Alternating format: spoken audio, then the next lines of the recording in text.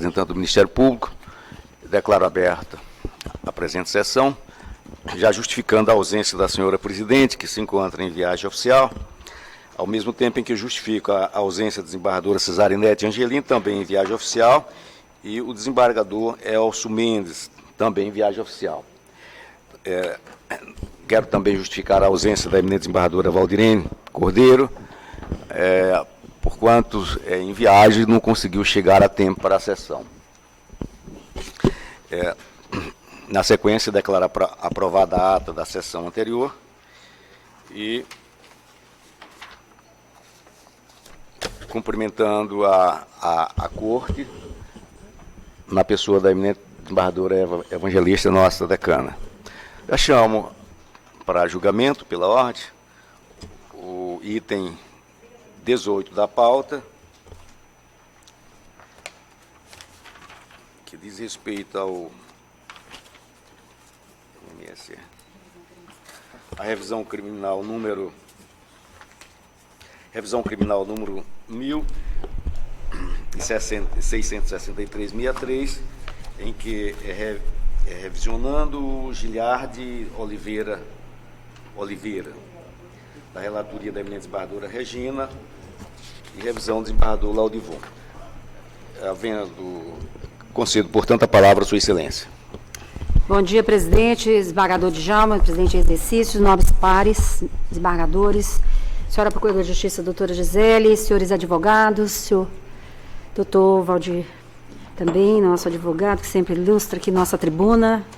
Bom dia a todos. Passo ao relatório.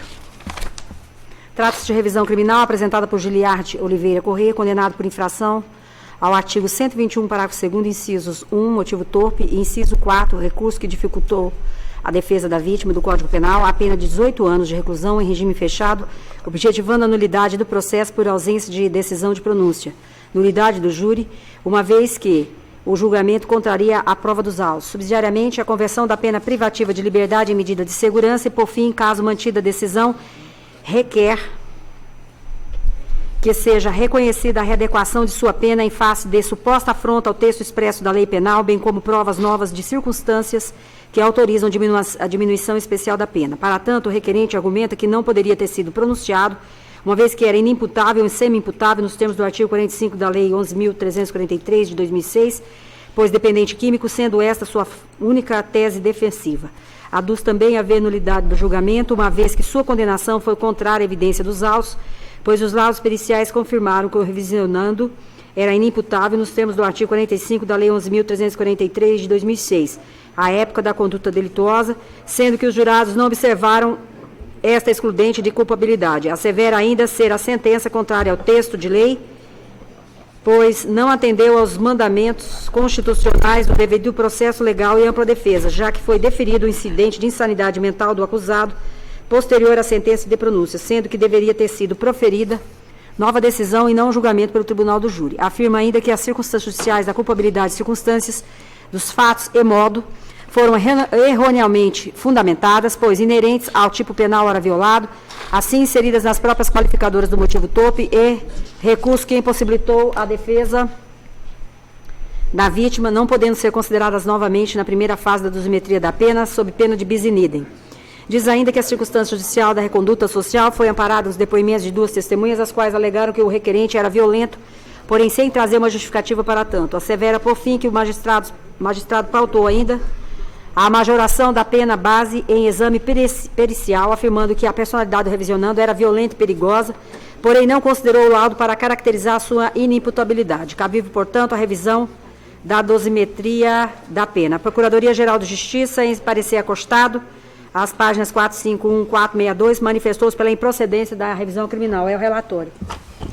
Ok, doutor. Havendo sustentação oral, concedo a palavra à sua excelência, o eminente advogado, doutor Valdir Perazzo, pelo prazo regimental.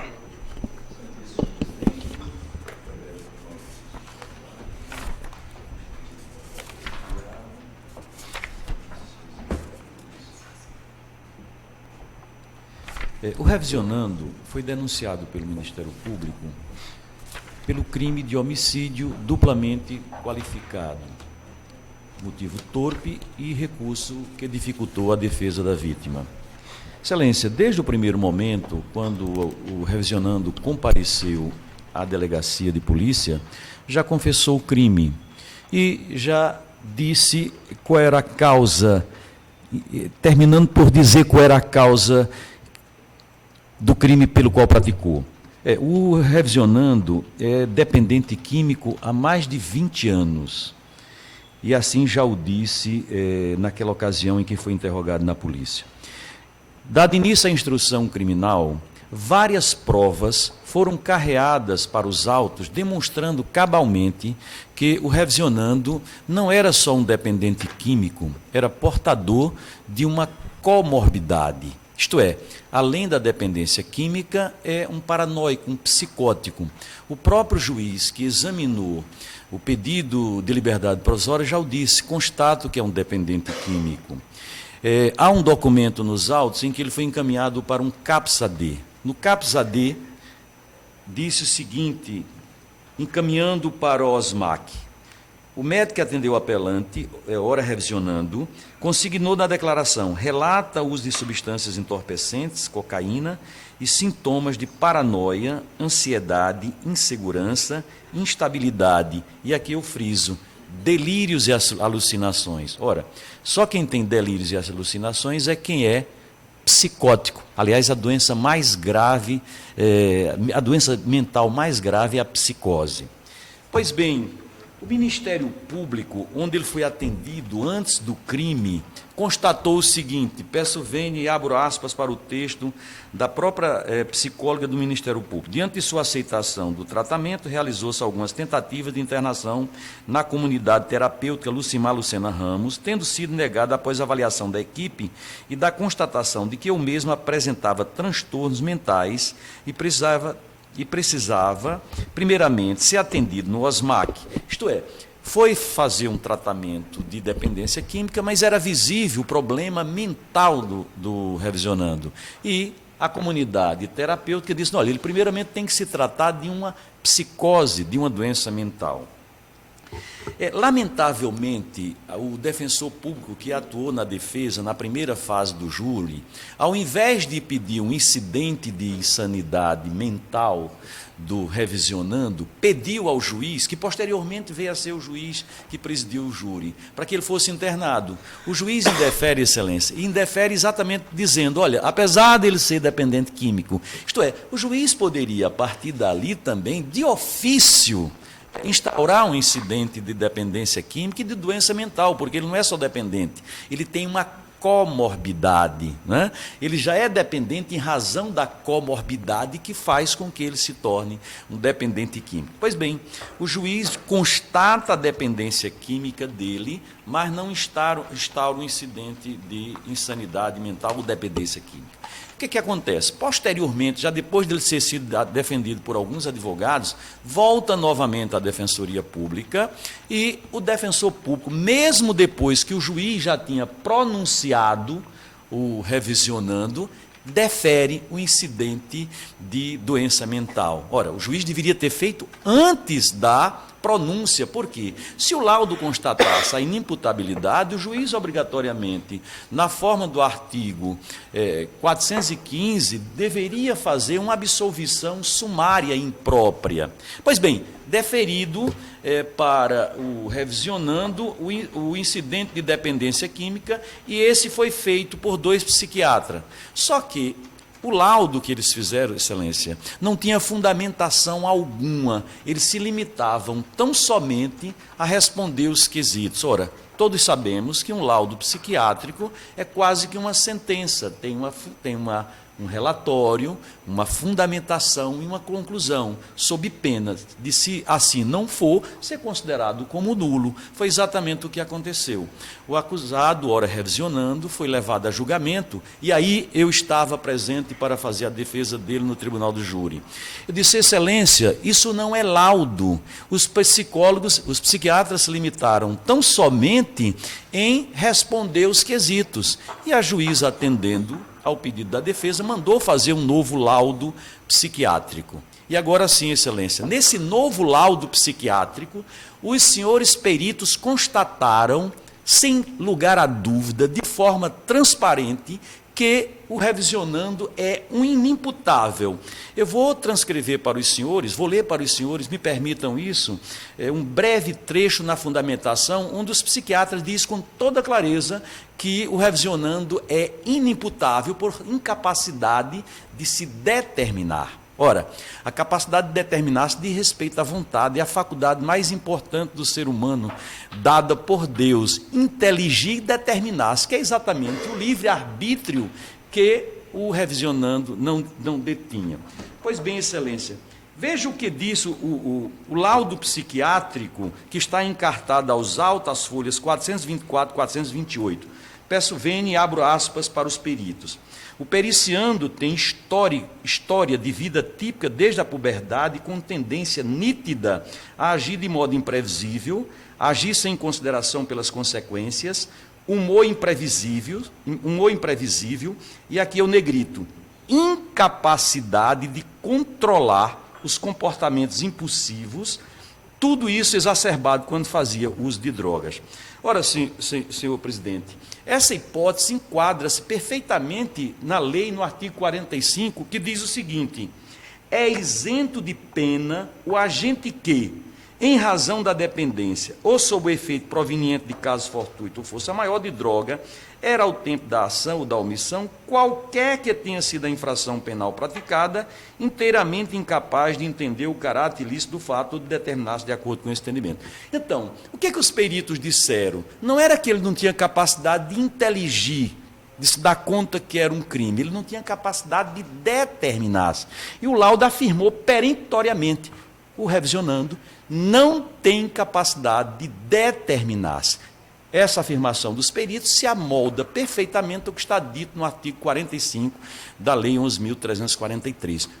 O revisionando é inimputável por incapacidade de determinar-se. Mas os peritos disseram mais. Na conclusão do laudo, disseram o seguinte, senhor presidente: desta forma, o periciando é portador de doença mental, perturbação da saúde mental, e pela sua história criminal evidencia alta periculosidade que lhe impõe medida de segurança em regime de internação em hospital de custódia. Isto é, os peritos concluíram: olha, ele tem que receber não uma pena, mas uma medida de segurança. Quem recebe medida de segurança é o inimputável. Portanto, os peritos concluíram que ele deveria ser colocado numa casa de custódia e ter uma absolvição imprópria para receber a medida de segurança. Pois bem, o Ministério Público, senhor presidente, por seu promotor, pediu a oitiva dos peritos. E os peritos começaram a temer as pressões do Ministério Público.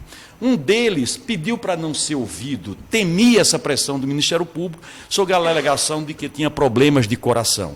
E não deu outra. No dia do julgamento, as pressões foram tão fortes sobre os dois peritos, pelo Ministério Público, que um deles, contraditoriamente a um laudo escrito por ele mesmo, ele disse: não, o revisionando é imputável. E o outro, para atenuar e agradar ao Ministério Público, disse: não, ele é semi-imputável, muito embora tenha dito contraditoriamente que ele era psicótico. Ora, senhor presidente, como eu disse antes, a doença mental propriamente dita é a psicose. A psicose cujas manifestações são os delírios e alucinações. E foi exatamente em razão dessa psicose, dos seus delírios e alucinações, isto é, da sua paranoia, achar que estava sendo perseguido, que cometeu esse crime contra a infeliz vítima. Pois bem, então, com base nessas informações que o Ministério Público terminou por extrair dos peritos, na sessão do julgamento, eles disseram algo contraditório ao que já haviam feito num documento chamado laudo pericial. Um deles, coitado, temendo, não queria nem ir para o plenário do Tribunal do Júri, com medo da pressão que sofreria do Ministério Público. E o outro disse que o acusado, ora revisionando, era apenas um semi-imputável, muito embora tenha dito, e aí eu os presenciei porque eu fiz o julgamento, disse que ele era psicótico.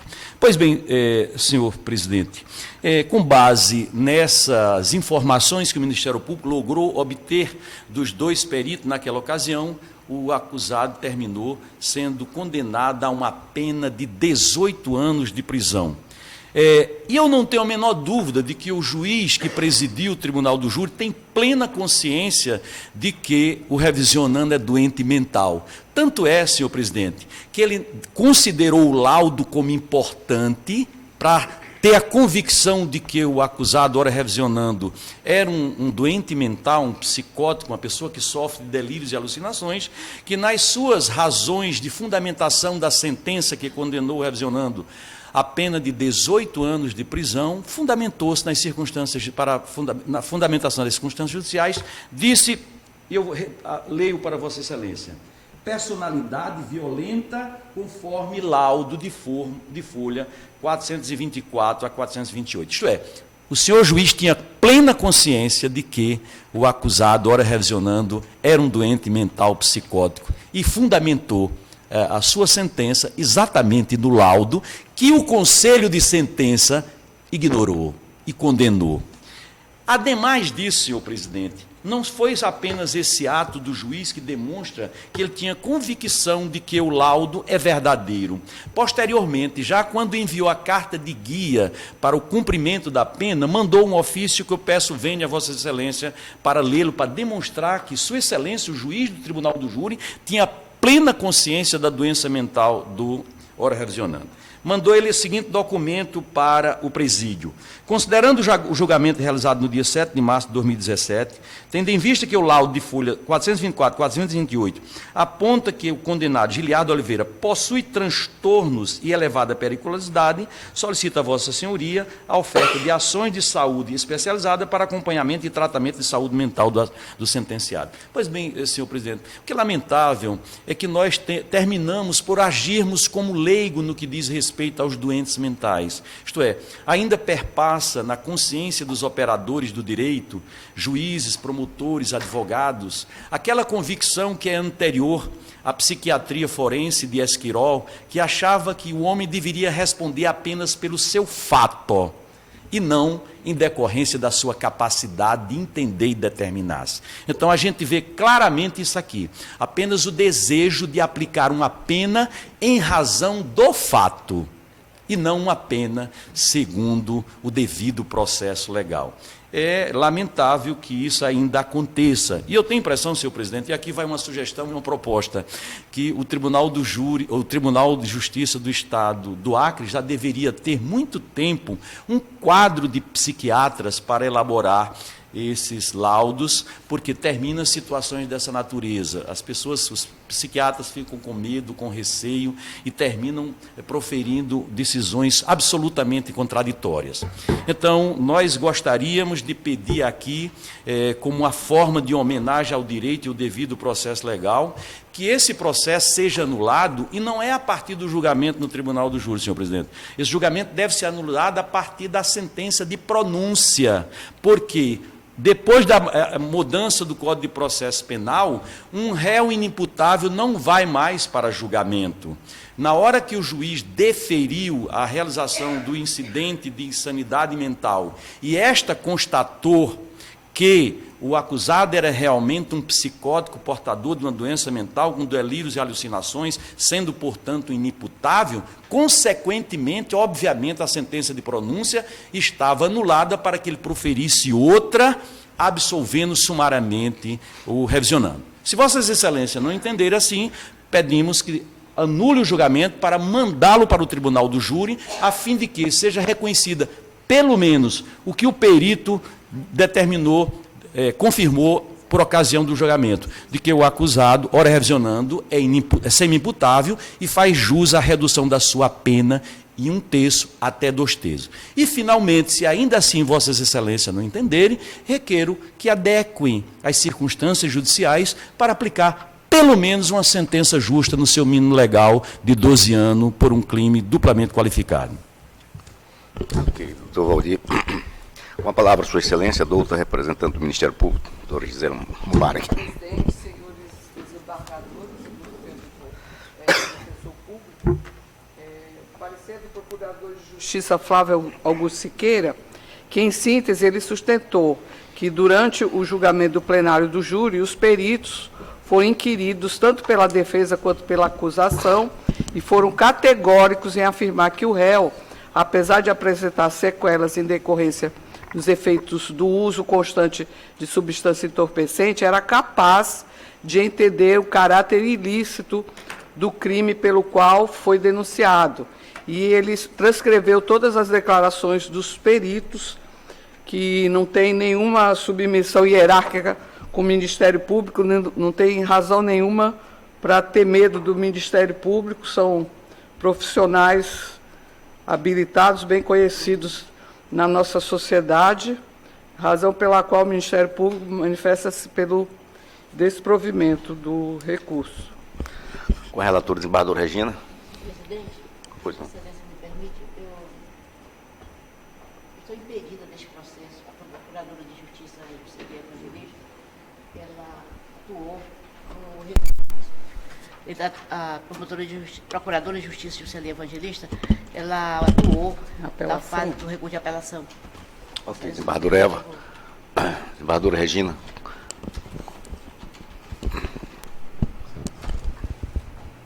Vai dar agora, vai. Bem, passo ao mérito. Não se vislumbra em análise detida dos autos que tenha havido nulidade do processo, decisão contrária à evidência dos autos ou tampouco ao texto de lei. Neste particular, a contrariedade à prova dos autos deve ser entendida de maneira restritiva, isto é, a contradição entre o contido na decisão condenatória e as provas dos autos precisa ser manifesta, flagrante, dispensando qualquer avaliação subjetiva da prova sob pena de a revisão criminal se transmutar em nova apelação que não pode ser admitido. Trago aqui a lição de comentários ao Código de Processo Penal de Eugênio Pacelli. Não vou ler para não cansá-los, que ele trata sobre o tema. Também o STJ, em seus precedentes, ele encampa esse entendimento doutrinário que também vai vazado nos seguintes termos que está exposto no voto. Sublinho aqui que um fragmento deste precedente aqui anotado. A revisão criminal não deve ser adotada como um segundo recurso de apelação, pois o acolhimento da pretensão revisional reveste de excepcionalidade, cingindo-se às hipóteses em que a contradição à evidência dos autos seja manifesta, induvidosa, dispensando a interpretação ou análise subjetiva das provas produzidas. Nessa senda, o STJ já pacificou o entendimento no sentido do não cabimento de revisão criminal quando utilizado como nova apelação com vistas ao mero reexame de fatos e provas, não se verificando hipótese de contrariedade ao texto expresso da lei penal ou a evidência dos autos consoante previsão do artigo 621, inciso 1 do CPP. Bem, da lavra do ministro Jorge Mussi, de 2 de março de 2018. Bem, diante de tais ensinamentos, depreende-se que a revisão criminal destina-se a corrigir erro judiciário e não a rever uma decisão contrária ao interesse do réu. Como é ser disso, em sede de revisão criminal é vedada a reanálise do conjunto probatório, pelo que não havendo nova evidência de prova trazida aos autos, além das provas que foram e restaram bem apreciadas em duplo grau de jurisdição, não pode o peticionário se valer de revisão criminal como se novo recurso fosse a fim de obter o acolhimento de sua pretensão anteriormente rejeitada. Na hipótese e análise, porém, nota-se que o que o ora peticionário pretende é exatamente a repreciação de todo o conjunto probatório, por não se conformar com a decisão condenatória, a qual, contudo, não é contrária à prova dos autos, eis que a farta prova testemunhal e material não deixa dúvidas quanto ao fato dele ter praticado homicídio duplamente qualificado e que tinha plena consciência de entender o caráter ilícito do fato, bem como determinar-se de acordo com esse entendimento, não tendo a referida argumentação, por via de consequência, o condão de, por si só, infirmar a fundamentação da sentença primeira, porquanto, como dito, a condenação mantida encontra respaldo probatório.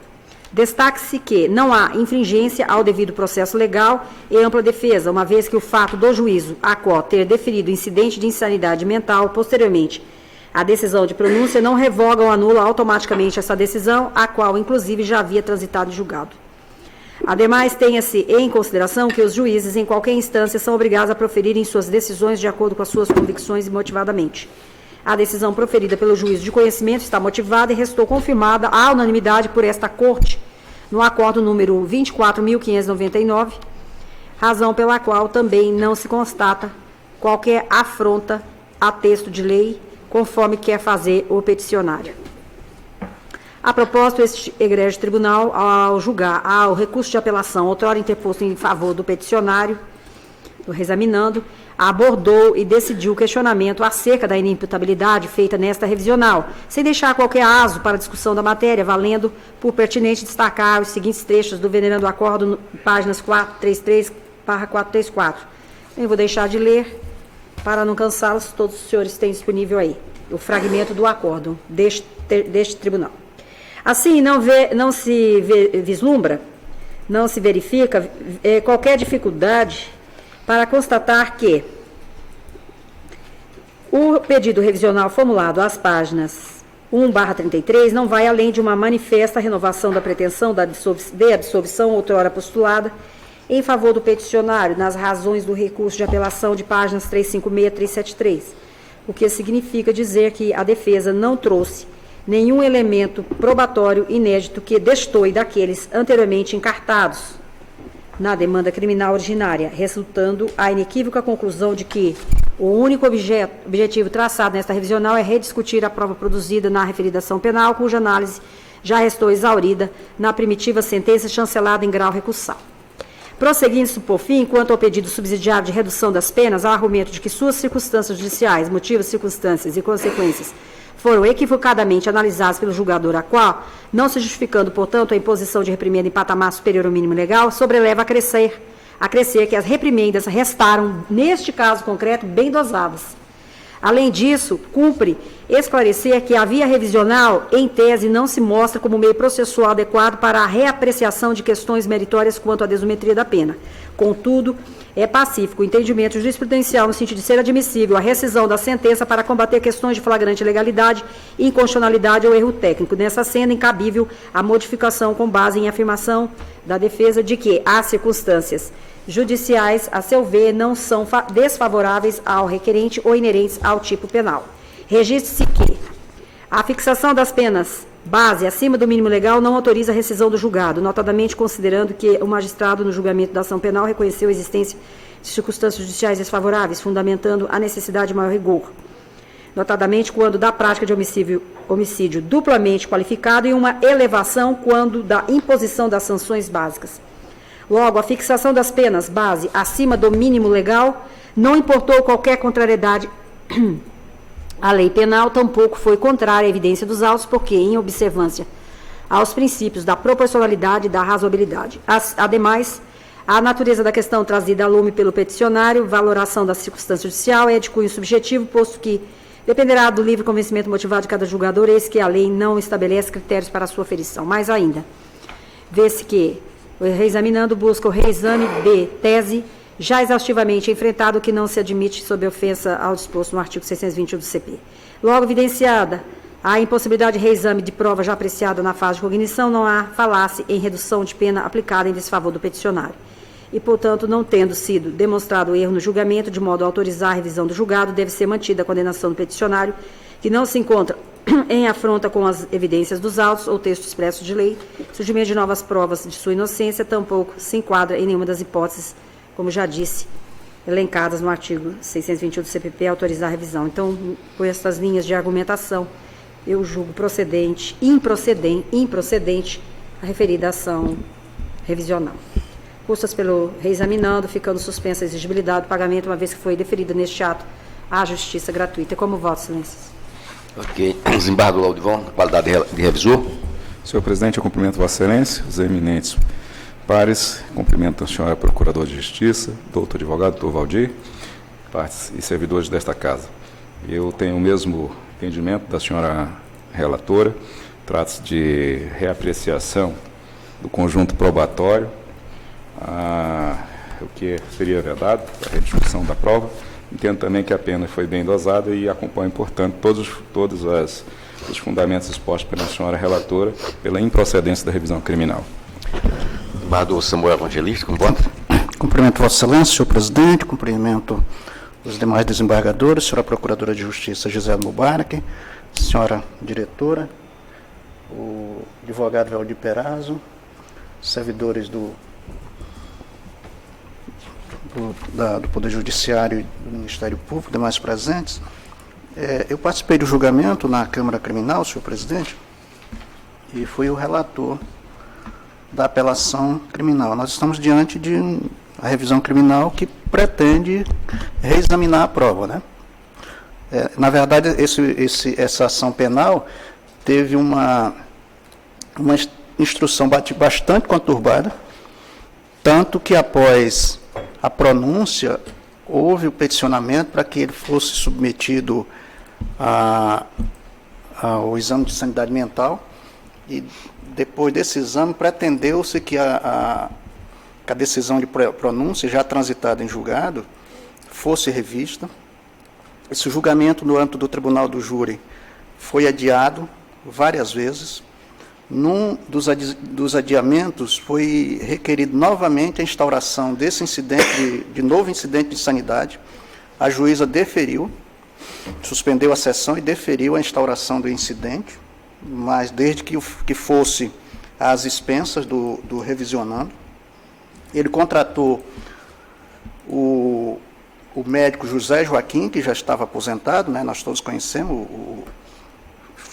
funcionou como perito oficial durante muitos anos aqui, e aí foi que surgiu toda a questão, porque esse perito contratado pelo revisionando, ele, na conclusão, ele sugeriu, ele indicou que o revisionando fosse submetido a uma medida de segurança diversa da pena privativa de liberdade. Por ocasião do julgamento, e aí já agora em março de 2017, os peritos todos, tanto os oficiais quanto esse perito contratado, eles foram novamente ouvidos. E especificamente esse perito contratado, ele disse que não, que ele tem um transtorno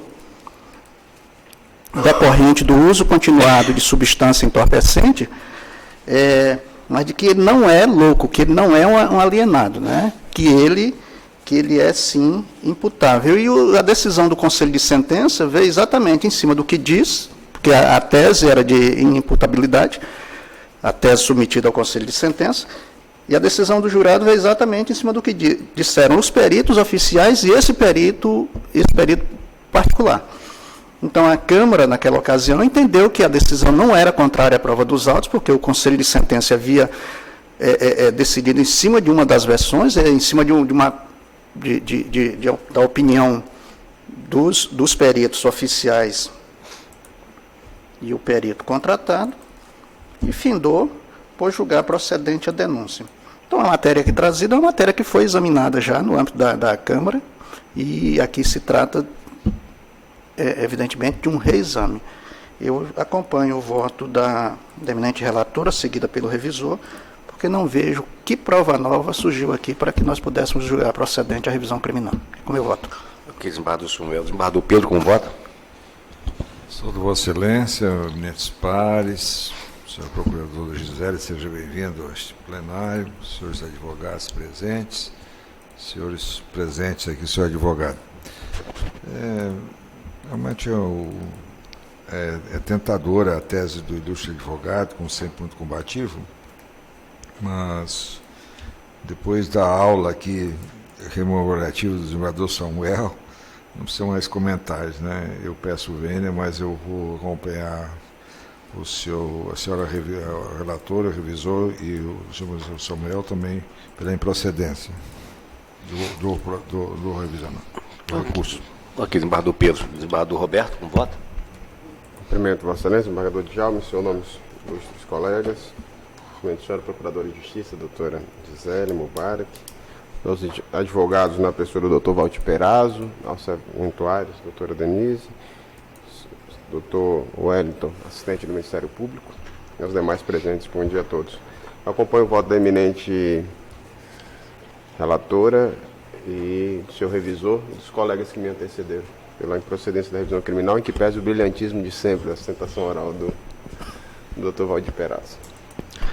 Ok, desembargador Júnior Alberto. Senhor presidente, eu apresento meus cumprimentos a Vossa Excelência, aos eminentes pares, à Procuradora de Justiça, advogados presentes, partes. Eu já lancei voto aqui, estou acompanhando na íntegra o entendimento da eminente relatora. Ok. Decisão. Decide o tribunal, à unanimidade, julgar improcedente a revisão criminal nos termos do voto da relatora e das mídias digitais arquivadas. Ok. Na sequência, chama a julgamento o item 11 da pauta, que diz respeito ao mandado de segurança número 1905-59, da relatoria da eminente desembargador Claudivio Nogueira, que o impetrante é Gessner Vasconcelos do Nascimento, e o impetrado é a Secretaria de Estado de Educação do Estado do Acre. Concedo, portanto, a palavra à Sua Excelência, o eminente relator. Senhor presidente, trata-se de mandado de segurança, impetrado com pedido de liminar o Gessner Vasconcelos do Nascimento, apontando como autoridade coatora o secretário de Educação e Esporte do Estado do Acre, pretendendo a concessão de segurança para anular a demissão do impetrante e assegurar o pagamento de vencimentos e vantagens pecuniárias até o trânsito em julgado do presente mandamos.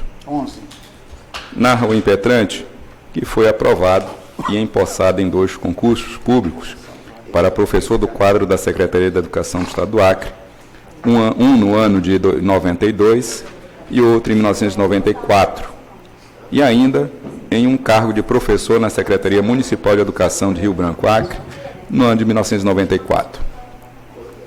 Prossegue a sua narrativa, aduzindo que foi surpreendido com a demissão pelo secretário de Estado de Educação e Esporte, notificado dia 25 de abril de 2018, sob a acusação de acúmulo indevido de cargos.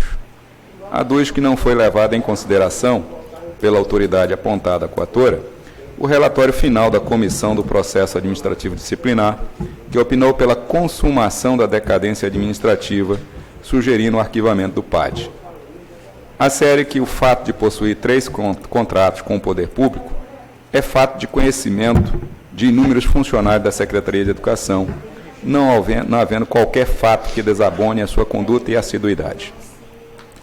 Defende a ocorrência da decadência do direito da administração em rever seus atos, uma vez que da data em que tomou posse no 3º cargo público, Secretaria Municipal de Educação, em 1994, até a data da abertura do processo administrativo disciplinar, PAD, decorreu mais de 5 anos, a teor do disposto no artigo 193, inciso 1 da Lei Complementar Estadual 39/93.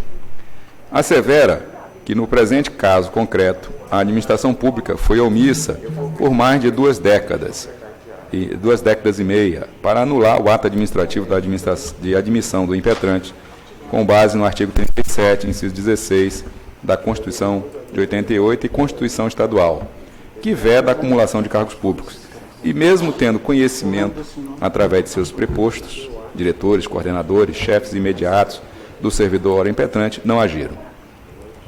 Após discorrer sobre o direito que entende aplicável à espécie, pugna pela concessão da medida liminar para suspender o ato demissório até o julgamento do presente URIT. No mérito, requer a anulação de sua demissão. Na decisão de folha 173/184, foi indeferido o pedido liminar. Informações e defesa técnicas, pugnando pela denegação da segurança em razão da impossibilidade de acumulação de 3 cargos de professor, tendo em vista expressa contrariedade à Constituição Federal.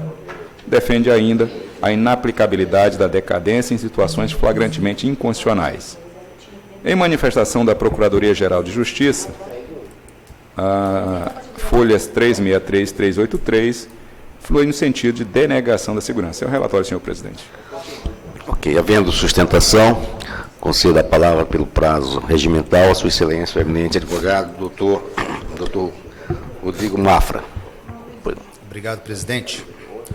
Bom dia, doutor Júnior, bom dia, doutora Regina, doutor Roberto, doutor Samuel, ao senhor presidente, mais uma vez, doutora Gisele, doutora Eva, doutor Pedro, doutor Laudivon, a todos os servidores presentes, Polícia Militar, advogados, E o senhor Gésio devia estar aqui, mas ele está com um problema de saúde, eu gostaria que ele estivesse presente.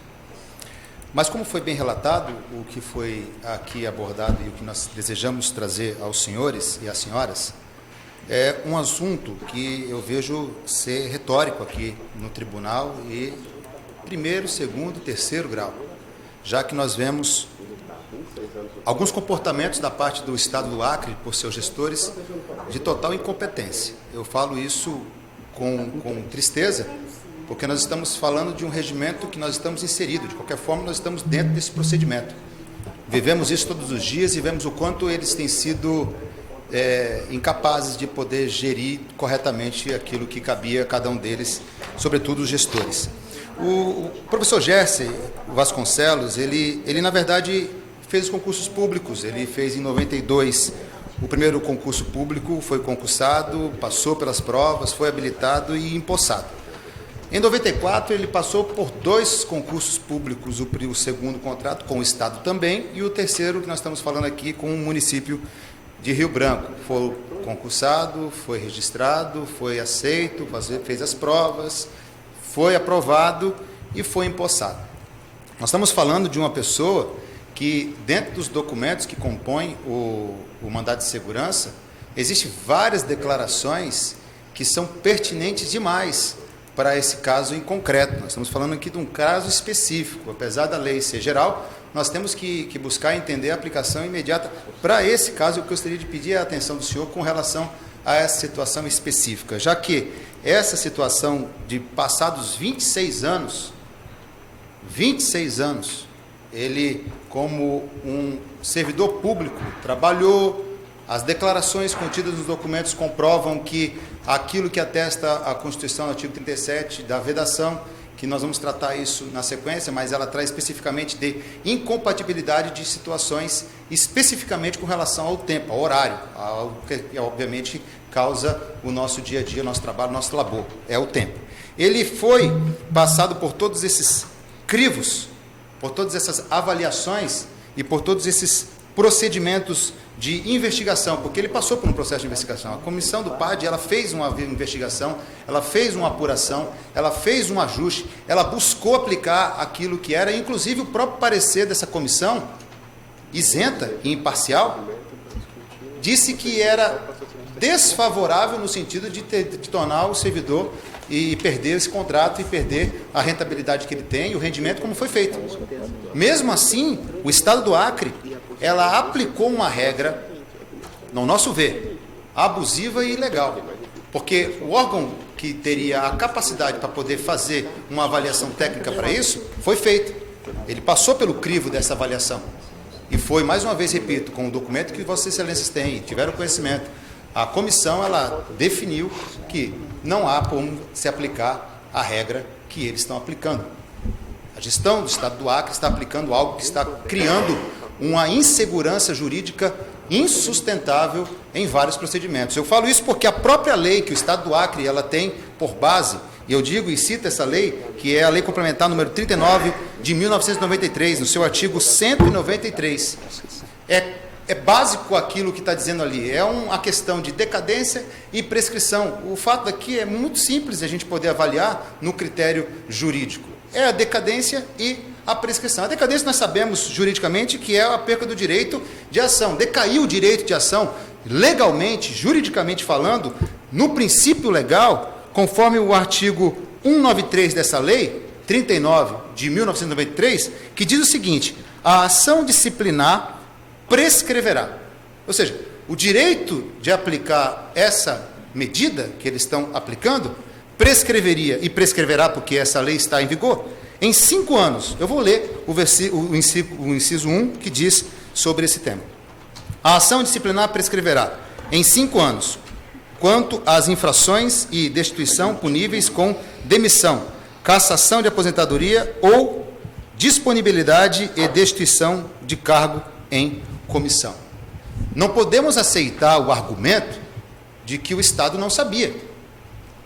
Nós juntamos várias declarações de gestores, diretores, pessoas responsáveis pela administração pública, que tinha conhecimento, e diz mais ainda essas declarações, em algumas delas, que o seu Gerson trabalhava, desempenhava, exercia suas funções com zelo, com condições. Inclusive tem alguns dos trechos aqui, se Vossas Excelências me permitem, para não ser cansativo, mas diz o seguinte, uma delas de um gestor de uma escola: declaramos que o presente professor é um profissional assíduo, cumpridor de seus deveres e horários, com reputação adequada, sendo considerado atualmente um dos professores mais antigos dessa instituição de ensino.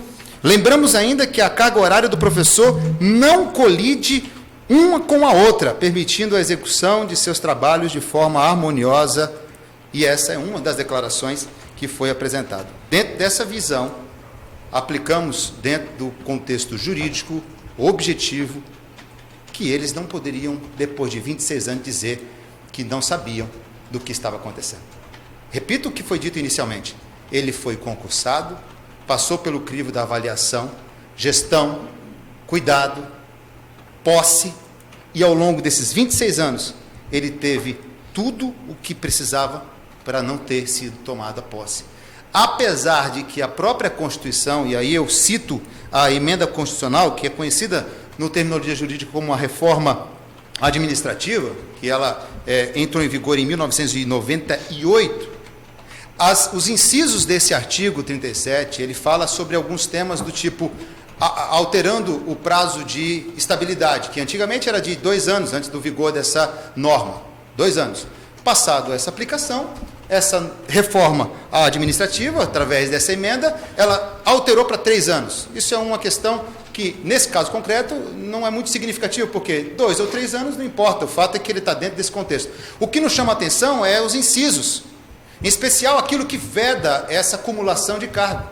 Quando nós vemos que os incisos que nós estamos tratando aqui, dentro dessa conjuntura e preparando esse procedimento, vamos colocar assim, diante das Vossas Excelências, ele traz no inciso 6, ele traz uma questão prática, que o senhor Gerson, ele já estava dentro da composição jurídica de segurança, ele já estava, juridicamente falando, estabilizado. Depois que entrou esse vigor, que colocou algumas regras a mais do que já tinham, ele tem diante dele uma garantia constitucional, dentro das suas cláusulas pétreas, que a Constituição ela tem, algumas delas que todos nós sabemos. Vossas Excelências sabem e conhecem exatamente o rigor dessas normas, que são importantes demais para garantir a segurança jurídica do cidadão brasileiro. E uma delas, que para nós é a evidência, é o direito adquirido.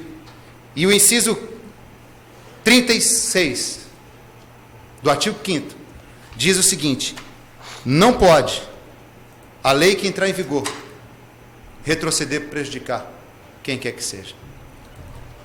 Eu queria trazer aos senhores, dentro desses poucos minutos, e não querendo ser de fato cansativo, essas evidências do que está acontecendo no caso concreto. Eu gostaria que fosse feito, de fato, uma análise que, ainda que nós possamos trazer uma interpretação extensiva, nobres desembargadores e desembargadoras, aplicar uma regra dessa para um servidor público depois de tantos anos, como se ele fosse o culpado, que isso é importante destacar, como se ele tivesse o poder de comando, o poder de gestão, o poder de dizer o que vai e o que não vai, e o Estado, através das suas instituições, depois de anos, vem aplicar e colocar em ordem aquilo que eles deixaram em desordem durante muito tempo.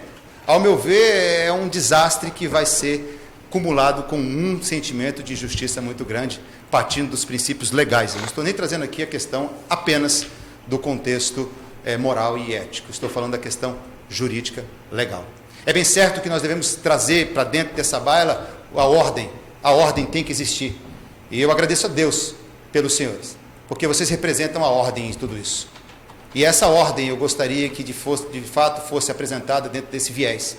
Um viés em que uma pessoa que, sendo aprovado, sendo respeitado os princípios, se submeteu a todo o crivo que é necessário, legalmente falando, chega hoje, perto quase da sua aposentadoria, doente, com problemas sérios de saúde, e ele ter estipado dele, porque cancelaram o contrato, cancelaram abusivamente, tiraram do direito dele, ele tem compromissos, e a liminar, inclusive, que foi negado, tem um agravo que está pendente de julgamento com relação à manutenção dele, nesse caso.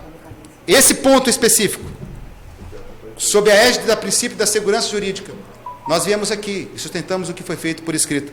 E aí, por princípios legais, que seja de fato aplicado a prescrição da conduta do Estado do Acre por seus gestores na aplicação à regra, que seja observado o que foi julgado dentro daquilo que foi levado pela comissão, uma comissão formada por pessoas legalmente constituídas. O processo administrativo disciplinar foi respeitado e o parecer foi favorável ao servidor.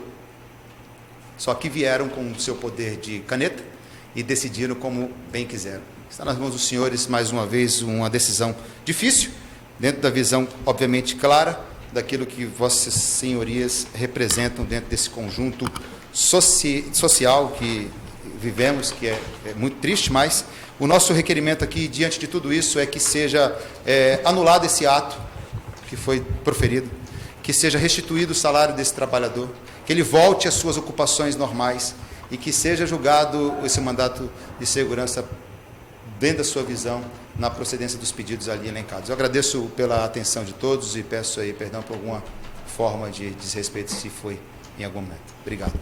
Ok, doutor. Com a palavra, Sua Excelência, doutora Procuradora, doutora Gisele.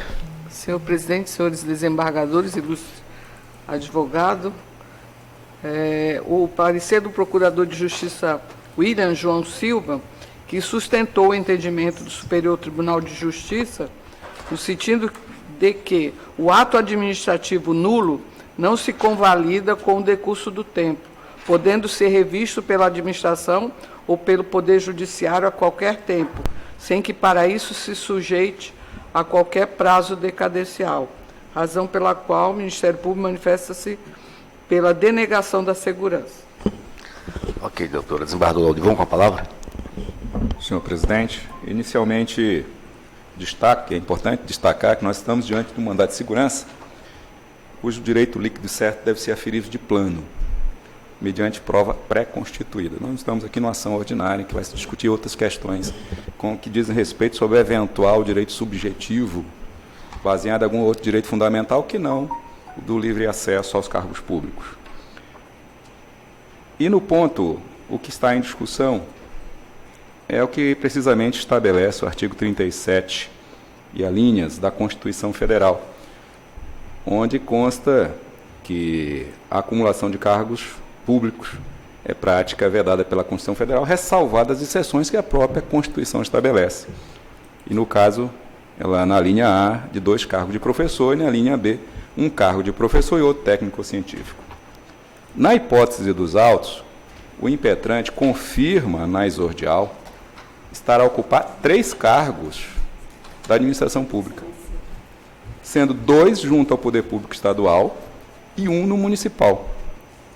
O que pode, em tese, ensejar a instauração de procedimento administrativo para depurar a legalidade dessa acumulação, circunstância que força concluir, em juízo, não estar demonstrado relevante fundamento. Então, a questão do direito, dizer que tem esse direito, diante desse quadro, isso já seria afastado de plano, já não seria um direito líquido e certo. Quanto ao tema, eu ressalto aqui que o Supremo Tribunal Federal já se manifestou sobre a matéria em voto do eminente ministro Celso de Mello, prolatado na medida cautelar na ação direta de inconstitucionalidade 1247-PA, 17 de agosto de 1995. E nessa ação direta de inconstitucionalidade, foi dito que, quanto à inexistência de prazo decadencial, e diz assim, a ementa do voto: o ajuizamento da ação direta de inconstitucionalidade não está sujeito à observância de qualquer prazo de natureza prescricional ou de caráter decadencial, eis que atos inconstitucionais jamais se convalidam pelo mero decurso do tempo. Súmula 360, precedente do STF. A partir desse julgado, firmou-se no âmbito do pretório excelso a compreensão segundo a qual situações inconstitucionais jamais convalescem, eis que a nenhum em nosso sistema normativo o valor jurídico dos atos eivados de inconstitucionalidade. O ato inconstitucional, precisamente porque é afetado por um radical vício de nulidade jurídica, revela-se insuscetível de convalidação, qualquer que tenha sido o lapso de tempo já decorrido. Isso é o que disse aí o relator naquele julgado. Inicialmente circunscrito ao controle abstrato da constitucionalidade, o entendimento mencionado passou a ser aplicado pelo STF para, no âmbito do controle difuso, sindicar atos diretamente violadores da norma constitucional. Tal proceder foi iniciado a partir de processos em que se discutia a possibilidade de exercício do poder-dever de autotutela do Conselho Nacional de Justiça, para, no mesmo após o decurso de 5 anos da data dos atos administrativos, anular nomeações dos notários realizados em flagrante violação à regra do concurso público. E aqui eu transcrevo essa ementa e que diz exatamente sobre essa questão de que situações flagrantemente inconstitucionais, como o provimento da serventia extrajudicial sem a devida submissão ao concurso público, não podem e não devem ser superadas pela simples incidência do artigo 54 da Lei 9.784, sob pena de subversão das determinações da Constituição Federal. Seria dizer que a lei teria mais valor do que a lei que fixa o prazo de decadência ou de prescrição, teria prioridade sobre a Constituição, estaria acima da Constituição Federal. E aqui eu cito vários julgados nesse sentido.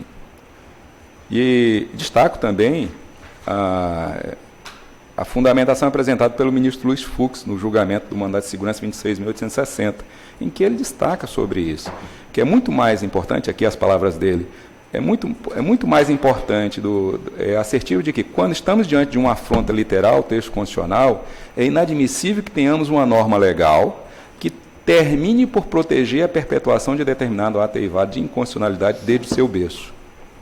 E aqui eu sigo mais adiante, prossigo dizendo: com o escopo de fixar esta jurisprudência em julgado com força de precedente repetitivo, o pretório excelso admitiu a repercussão geral da matéria, a qual está pendente confirmação. E lá, no plenário, foi dito: o julgamento da tese sobre a possibilidade de ato administrativo, caso evidenciada a violação direta do texto constitucional, ser anulado pela administração pública quando decorrido o prazo decadencial.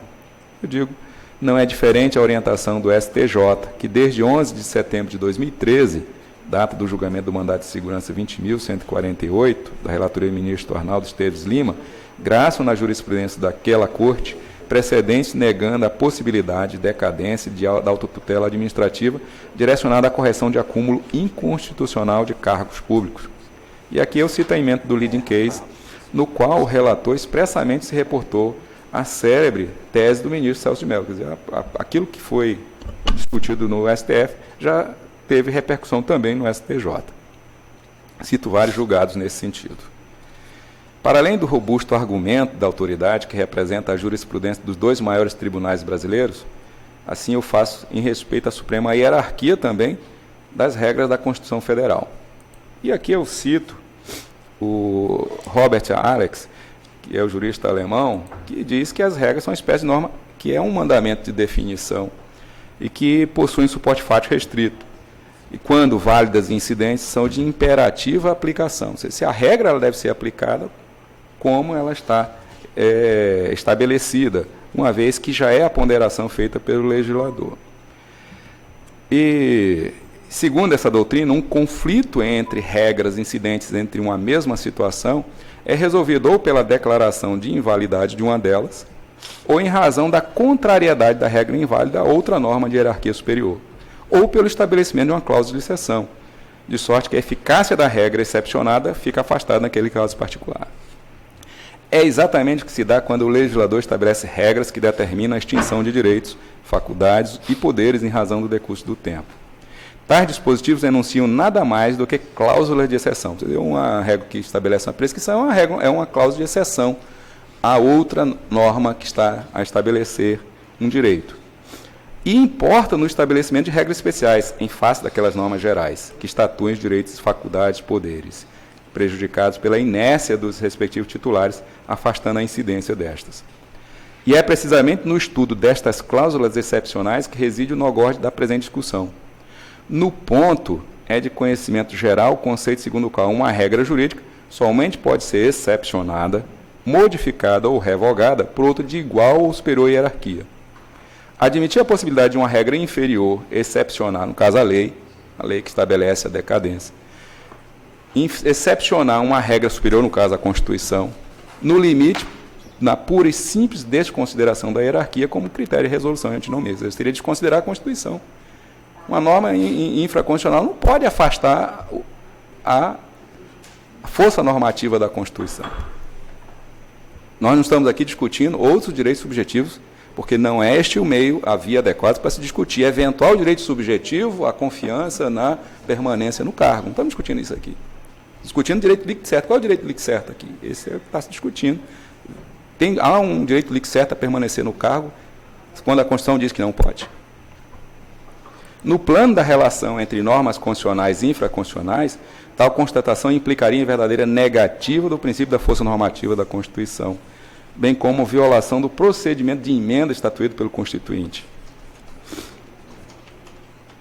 E eu sigo aqui, em outras palavras, se fixarmos o entendimento de que uma situação de acumulação indevida de cargos públicos não pode ser corrigida pela administração se perdurar por mais de 5 anos, estaríamos admitindo que uma lei infraconstitucional, ou ainda mais teratológico, uma lei estadual, cria uma exceção a uma regra diretamente extraída da Constituição Federal.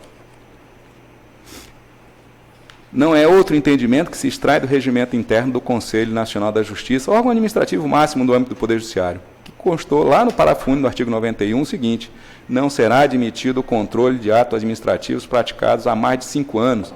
Aí vem o próprio CNJ vem dizer isso lá nos atos internos dele. Salvo quando houver afronta direta à Constituição. Se houver afronta direta, pode sim examinar e discutir. Ou seja, o próprio órgão administrativo do Poder Judiciário também já encampou essa ideia de que não posso criar uma regra que afasta a aplicação da Constituição. Em razão dessa premissa, o exercício da autotutela sobre a acumulação indevida de cargos públicos não está sujeito ao prazo decadencial previsto no artigo 193, inciso 1 da Lei Complementar Estadual 39, ou ainda do artigo 54 da Lei 9.784, de 1999, podendo ser corrigido pela administração a qualquer tempo. É que se diga, importante que se diga, não pode uma norma infraconstitucional afastar a força normativa da Constituição. E não se diga aqui que nós não estaremos a desconsiderar eventual direito subjetivo, a confiança da permanência naquele cargo, pelo um ato que o Estado adotou, pela conduta. Porque nem estamos discutindo aqui não, porque o mandado de segurança não é a via para isto. Nós poderíamos discutir isso aí em outra seara. Discutir eventual ponderação dos bens e direitos que estariam em questão. Aqui nós estamos discutindo apenas se há direito líquido e certo, que tem que ser provado de plano. E esse direito líquido e certo, salvo o melhor juízo dos eminentes colegas, eminentes pares, né, eu penso que não existe. E então, nesse sentido, senhor presidente, eu voto pela denegação da segurança. Ok, desembargador Laudivon, desembargador Eva, como voto, Vossa Excelência. Senhor presidente, eminência aos eminentes pares, doutor procuradora, Gisele, senhores advogados.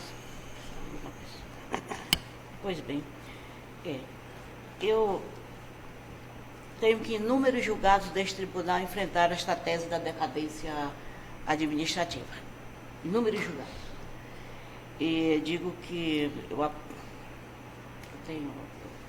parabenizo o eminente relator pelo seu brilhante voto, fundado na jurisprudência do Supremo Tribunal Federal, mas eu sei que, às vezes, o passado ele não é muito rememorado, e eu gostaria de, não me sinto aqui segura para, nesse momento, dizer do meu posicionamento, porque eu não estou tendo acesso agora àqueles processos que foram julgados em épocas pretéritas e que afastaram, sim, a decadência. A única coisa que vejo aqui desse processo diferencial é porque não me recordo de termos julgados em caso de 3 contratos. No caso de 3 concursos públicos, no caso em que o impetrante foi admitido, a primeira vez em 1992, depois no estado do Acre como professor, depois em 1994, os 2 outros concursos. Os 2 primeiros, 92 e 94, concurso de professor do quadro de pessoal da Secretaria de Educação, em 1992. Depois, em 1994, o concurso para a Secretaria Municipal de Educação.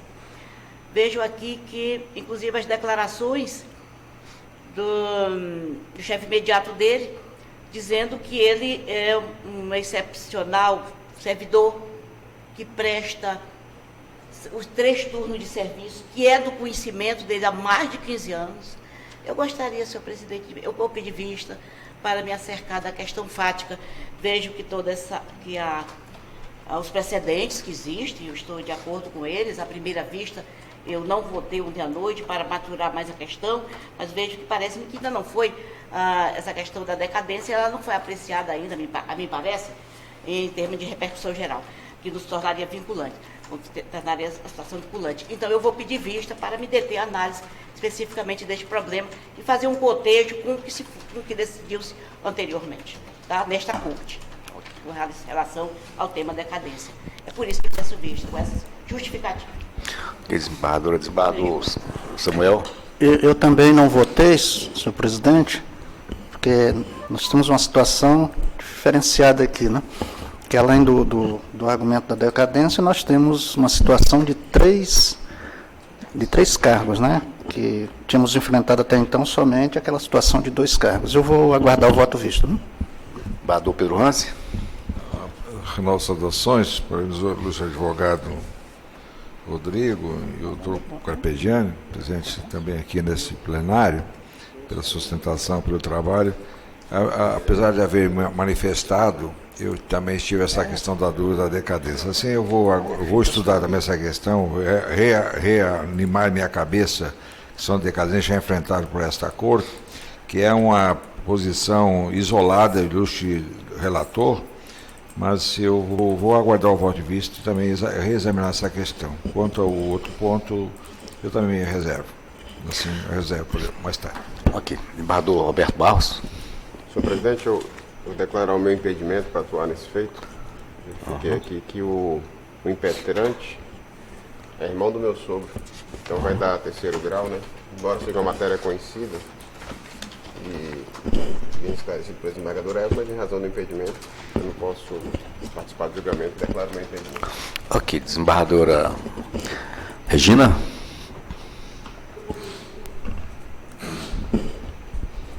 Bem, nesse caso, eu, de fato, estou também bastante reflexiva, no sentido de que a questão meritória, ela abrange 3 contratos. Na questão preliminar, eu estou a entender que a administração, ela tem, desde que o jurisdicionado, o administrado esteja de boa fé, ela deve prestigiar a estabilização das relações entre a administração e seus servidores, em obediência ao princípio da segurança jurídica, que também ele fala mais alto, é um princípio que ele é pilar do Estado democrático de direito, o princípio da segurança jurídica. Porque até 2013, quando eu entrei aqui nessa casa, eu lembro, o desembargador Samuel também lembra, a gente afinava e se alinhou ao entendimento, inclusive, dos tribunais superiores, e que se aplicava a decadência. Aí, em 2013, mudou a jurisprudência, por força dos precedentes que o nobre relator bem citou. Bem, como todos também, desde a nossa decana também pediu vista, eu vou também aguardar, então, o voto vista, para me pronunciar ao depois, eu vou me reservar ao depois. Ok. Desembargador Júnior Alberto. Presidente, eu aguardo o voto visto. Ok. Declaração.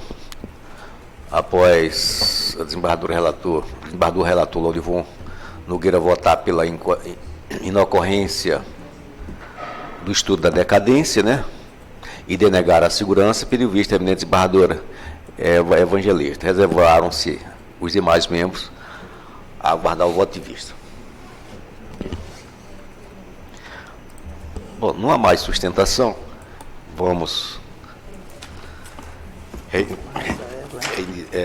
continuar os trabalhos, chamando a julgamento o primeiro, ou seja, o mandado de segurança número 100-2206-73, da relatoria da eminente desembargadora Evangelista, o impetrante aqui L. Caroline Silva da Cruz. Desembargadora, como encaminhou o seu voto, desembargadora?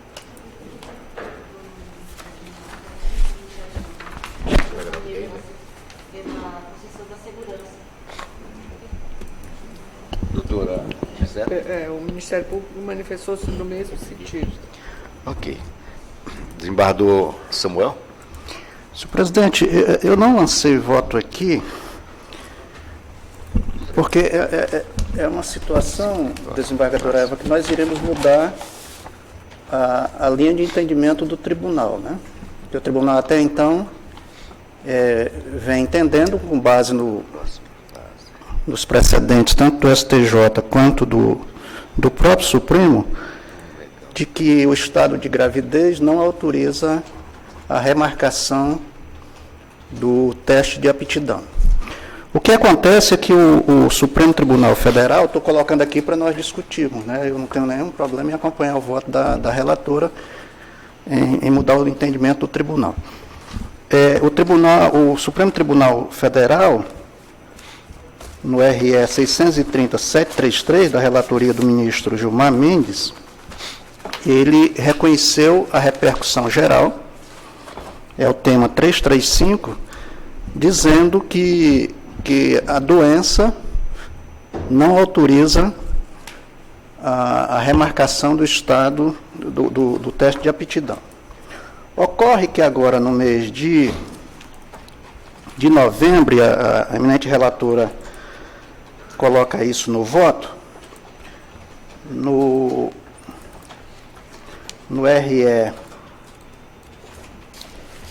105.83333, deu repercussão geral ao tema, entendendo, no voto do ministro Luiz Fux, entendendo que aquele precedente, o tema 335, não se aplica à situação da mulher grávida, porque gravidez não é doença, né? E deu repercussão geral, que ainda não foi julgado o mérito, né? Então, nós temos aqui duas situações, aquela do 335, em que já foi julgado o mérito, dizendo que a situação de doença não autoriza a remarcação, e agora essa nova posição, também em que foi reconhecida a repercussão geral, embora o mérito não tenha sido julgado. Como eu disse, nós temos vários precedentes aqui, eu cito aqui o MS 1735-22, em que, inclusive, eu cito os precedentes dos colegas aqui com essa primeira linha de entendimento, né? De que não autorizaria. E o que eu coloco agora é se nós iremos, sim, mudar a orientação do tribunal, né? Eu não tenho nenhum problema em...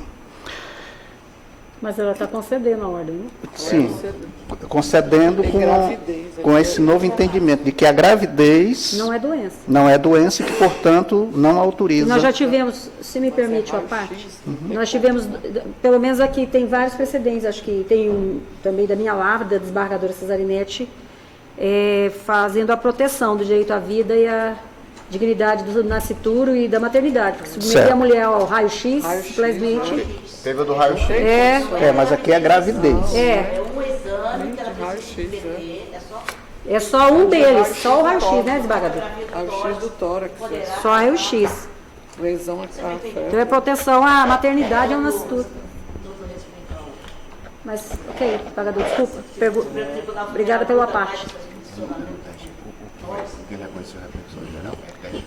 E outra coisa, não é doença. O teste de aptidão. Não é doença. Mas ela está dizendo que não é raio-x. Não é doença. Não tem como fazer isso. Só o raio-x. Pensando que a mulher tem culpa de estar grávida. Isso é violência doméstica. Não. E a discussão do ministro Luiz Fux é em cima disso, né? Psicológica, moral. Ele vai puxar todas essas questões aí, né? De que a mulher não tem... Seria a mulher se habilitar um concurso pelo estado gravídico. Eu fui impedida aqui de me... Eu era mais antiga, porque usufruí 6 meses de licença, 20 dias de licença-prêmio, licença gestante. Quando o Vinícius nasceu, o presidente do tribunal me pediu para que eu interrompesse o meu... Aqui é só exame torácico, né? Resguardo, aqui é só exame torácico. Para presidir uma eleição municipal, foi a pior coisa que aconteceu na minha vida.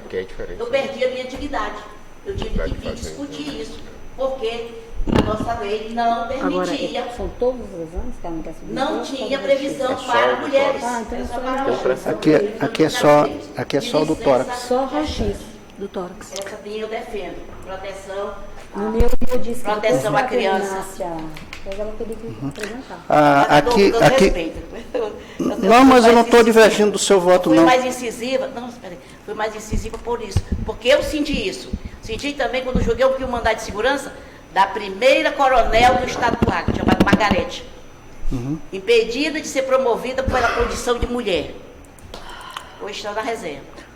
Eu não estou divergindo do seu voto, não. Eu só estou trazendo para discutir. Mas o que eu estou verificando aqui, senhor presidente, é que, na verdade, aqui, esse caso em concreto é somente a radiografia do tórax, né? Eu acompanho o voto da relatora, viu? Desembargador Pedro Randes. Desembargador Roberto Barros. Eminentes colegas, eu tive uma reflexão nessa matéria quando eu fui julgar um caso da relatoria da desembargadora Cesarinete, que a gente julgou um caso recente sobre isso. E aí eu fiz a minha linha de reflexão, meio que me adiantando, que o desembargador Samuel, na verdade, ele está só destacando que, eventualmente, a gente está mudando a jurisprudência do tribunal. Eu acho que o destaque é esse. No que diz respeito a exame, que é especificamente o caso, a gente tem um caso idêntico, que é a impossibilidade de fazer exame, no caso raio-x, é um exame específico, né? E aí, nesse caso, o caso específico, foi concedida segurança na relatoria da desembargadora Cesarinete, dada o risco à gestante e à gravidez. Eu votei nesse sentido, tá? Eu vou também votar nesse sentido. Pode ser que em breve nós tenhamos essa mesma situação já no teste físico, né? Já no teste físico. Né? Aí a gente vai renovar o debate, mas me parece que o que o desembargador Samuel também quis contribuir é dizer o seguinte: o Supremo tem uma repercussão geral que disse que problemas de saúde não justificam remarcação. Ponto. Só que mais recente, o ministro Fux, o primeiro foi da relatoria do ministro Gilmar Mendes, o ministro Fux veio e afetou por repercussão um outro caso, dizendo que a questão da gravidez não foi debatida no primeiro. Portanto, ele está afetando a segunda situação. Ou seja, dizendo que, portanto, não está naquela hipótese, eles querem discutir nessa segunda, porque a gravidez não se insere naquelas causas que não justificariam a prorrogação. Né? Até porque gravidez não é então, meio que, eu não sei o que é que o Supremo vai julgar, eventualmente, mas até que ele julgue, eventualmente, a minha posição vai ser, eventualmente, quando chegar o teste físico, de mudar, eventualmente, a linha de entendimento que eu vinha seguindo. Porque antes eu estava compreendendo que a questão da gravidez estava inserida na repercussão geral que o Supremo tinha decidido. De doença. Porque havia esse debate, enfim, porque, inclusive, tem alguns precedentes que citam a questão da gravidez dentre as hipóteses, que não justificaria. Doenças, né? Mas como o Supremo afetou em outro caso, no plano virtual, dizendo que a gravidez não está dentro daquele precedente, então, no meu entender, está aberta a discussão e aí o tribunal pode discutir e decidir da forma que assim entender.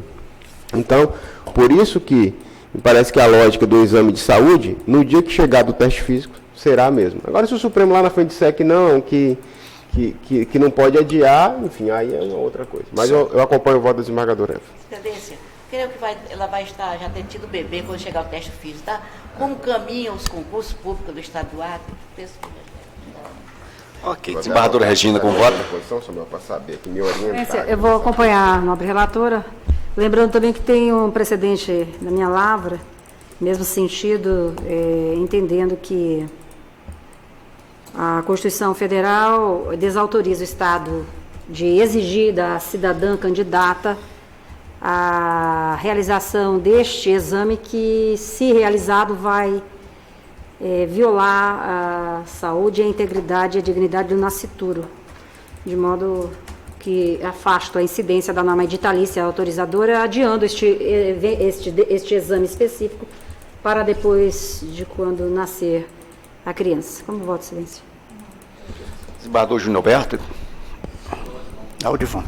Desculpe, desembargador Aldivon. Senhor presidente, eu acompanho a senhora relatora. Ok, desembargador Júnior Alberto agora. Eu sigo a relatora, senhor presidente. Ok. Decisão. Decidiu o tribunal, unanimidade, conceder a segurança nos termos de voto da relatora e das mídias digitais arquivadas. Senhor presidente, eu tenho um compromisso pelo TRS. Se o senhor pudesse colocar um ainda que eu tenho na frente, para que eu possa me retirar. Tá bom. Nós temos quórum, mesmo com a minha saída temos quórum, então pediria licença. Porque eu Quais são os números, embargadora?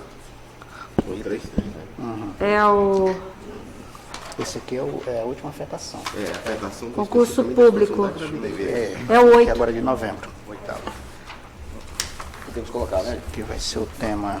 Chama julgamento, conformidade com a preferência solicitada. Item oitavo, ou seja, o mandado de segurança número 100, 11, 30, 77, da relatoria da eminente desembargadora Regina Ferraro, impetrante aqui é Jonathan Prado Linardi. Com a palavra, Sua Excelência, como lançou o voto. Excelência, já lancei o voto, na mesma linha do precedente da semana anterior. Apenas uma questão de ordem que gostaria de repassar com Vossas Excelências é o seguinte: na tarde de ontem, o advogado impetrante aviou uma petição de folhas 427, 429, requerendo a retirada de pauta do presente mandamos e pedindo vista, que eu concedesse vista à autoridade coatora para aduzir manifestação sobre a juntada de documentos novos que ele juntou ontem. Estes documentos tratam exatamente daquela falta de prova de vagas que é a rácio do acórdão da semana passada. Entretanto, gostaria só de repassar essa questão de ordem antes de prosseguir a votação meritória, de que eu não vou conhecer dessa documentação porque essa prova que se exige, ela tem que estar pronta, ela é pré-constituída até o ajuizamento do mandado de segurança, segundo precedentes uníssonos e pacíficos de todas as cortes de justiça. Então, era essa questão de ordem só que eu gostaria de repassar com os colegas. Ok, desembargador Eva, de acordo? Desembargador Samuel? De acordo, senhor. Desembargador Pedro? Desembargador Roberto? De acordo. Desembargador Aldivor? Júnior Alberto? De acordo. Ok.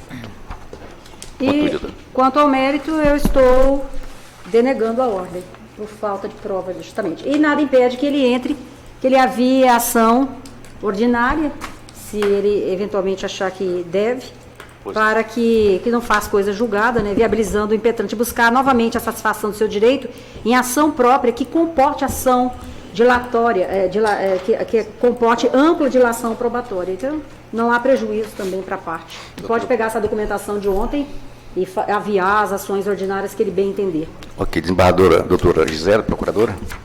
No mesmo sentido. No mesmo sentido. Desembargador Eva, com voto? Eu meu voto no sentido. Ok, desembargador Samuel? De acordo, senhor. Desembargador Pedro? Desembargador Roberto? De acordo com a ressalva, né, que eu tenho pessoal, mas Desembargador Laudivon? acompanhando a colegialidade. Júnior Alberto? Siga o relatório, senhor presidente. Decide o tribunal, unanimidade, denegar a segurança, os termos de voto da eminente relator e das mídias digitais. Na sequência, desembargadora Regina, qual o outro? Já, Excelência. Agradeço e peço licença para me retirar. Por conta de compromisso junto à Justiça Eleitoral. Obrigada. Ok, deferido. Desejo a todos um bom final de julgamento e um feliz dia. Obrigada. Na sequência, chama julgamento o item 2, ou seja, o mandado de segurança número 1903-87, da relatoria da desembargadora Eva Evangelista. O impetrante aqui é Sara Nunes Coelho Farias. Desembargadora Eva. O senhor lançou o voto Número 2, né? Lancei o voto. pela concessão. Foi, Excelência. Pela concessão. Doutora No procuradora. mesmo De sentido. impedimento. Desembargador Samuel. De acordo. Desembargador Pedro. Desembargador Roberto. De acordo. Desembargador Laudivon. Acompanhe a relatora. Júnior Alberto. Desembargador. Estou de acordo, senhor presidente. A unanimidade, o tribunal concedeu a ordem. Segurança nos termos do voto da relatora. O quarto está retirado. O item, já na sequência, o item 5, também mandado de segurança, número 1783, caso 44, da relatoria do desembargador Roberto Barros. Impetrante aqui é Francisco Barroso da Silva, desembargador, com a palavra. A questão é similar às situações já julgadas, pessoas aprovadas dentro do... Perdão, esse aqui é o item 6, né? Esse aqui eu estou Item denegando. 5. É o 5, né? É o 5. Tem um que não está disponibilizado, né? Deixa eu pular, desembargador, por 6, então, já Seis. que o 5 não foi disponibilizado. Então, já chama julgamento o item 6, ou seja, o mandado de segurança número 111, 4376, da relatoria do desembargador Roberto. Impetrante aqui, Maria Carolina Silva do Vale, Trata-se de concurso. Com a palavra, Sua Excelência. Aqui é candidato aprovado fora do número de vagas. O encaminhamento de voto é pela denegação da segurança. Doutora Procuradora. Pela denegação. Desembargador Eva. Já acompanhei, presidente relator. Desembargador Samuel. De acordo. Desembargador Pedro. Desembargador Laudivon. Desembargador Júnior Alberto. Segundo voto. Ok, a unanimidade denegou-se a ordem nos termos do voto do relator. O 7, também desembargador Roberto, mandado de segurança, número 11141. O impetrante é Alain Valério de Oliveira. Vossa Excelência lançou voto pela denegação da ordem, também matéria recorrente. Eu ouço a doutora Procuradora. Denegação, Excelência. Embargadora Eva. Meu sentido. Embargador De acordo, Samuel. Excelência. Pedro. Qual? Laudivon. Acompanha, relator. Doutor Júnior Alberto. De acordo. A unanimidade denegou-se a ordem no termo do voto do relator. O 9 foi esse. Foi julgado o 9? Não. 8. Bom, nós julgamos agora o quê? Julgamos. 8, tá? O item 9 da pauta, mandado de segurança número 1780-89, da relatoria do desembargador Laudivon Nogueira. Impetrante Aline de Oliveira Alves, com a palavra, Sua Excelência, lança o voto pela denegação da ordem. É isso, desembargador? Exatamente. Doutora Caso Procuradora. de- Denegação, Excelência. Já segui. Doutora Eva, doutor Samuel, De acordo, doutor Pedro, doutor Roberto, desembargador Roberto, De acordo. desembargador Júnior Alberto. De acordo. A unanimidade denegou-se a ordem dos termos do voto do relator. O 10º, item 10º, também desembargador Laudivon, mandado de segurança número 1788-966, impetrante aqui Francisco das Chagas Maia Pereira. Vossa Excelência lançou voto. Tem uma concessão preliminar parcial. pela concessão parcial, Isso. tem uma preliminar na adequação da via eleita. Sua Excelência, a doutora Procuradora, No aqui, mesmo sentido, Excelência. mesmo sentido, aqui é medicamentos. Desembargador Eva, Meu sentido. desembargador Samuel, De acordo, Excelência. desembargador Pedro, desembargador Roberto, De acordo. desembargador Júnior Alberto. A unanimidade Só tinha... decidiu, a unanimidade concedeu parcial, fazer minha segurança, o segundo voto relator das mídias. Né? O 12º agora, não é isso? Também desembargador Laudivon, mandado de segurança número 1958-38, desembargador Laudivon Nogueira. Efraim Cordeiro Bandeira é o impetrante. Vossa Excelência lançou voto pela denegação da ordem. Doutora Procuradora. Doutor Ilho, pela concessão. Pela concessão. Doutor, ouço a desembargadora Eva. Então foi o presidente relator. Doutor Samuel. De acordo, Excelência. Desembargador Pedro. Achei aqui o número do outro tema. Desembargador Roberto. De acordo. Desembargador Júnior. De acordo. A unanimidade denegou-se a ordem conforme o voto do relator. Né? O 13º, também mandado de segurança, também desembargador Laudivon, lançou voto pela concessão da ordem. Doutora Procuradora. No mesmo sentido. Doutor desembargador Eva, como voto. Sem voto, mesmo sentido. Desembargador Samuel. Também eu, Excelência. Desembargador Pedro. Desembargador Roberto. Também. Desembargador Júnior Alberto. Acordo. A unanimidade decidiu pela concessão da ordem conforme o voto do relator. Né?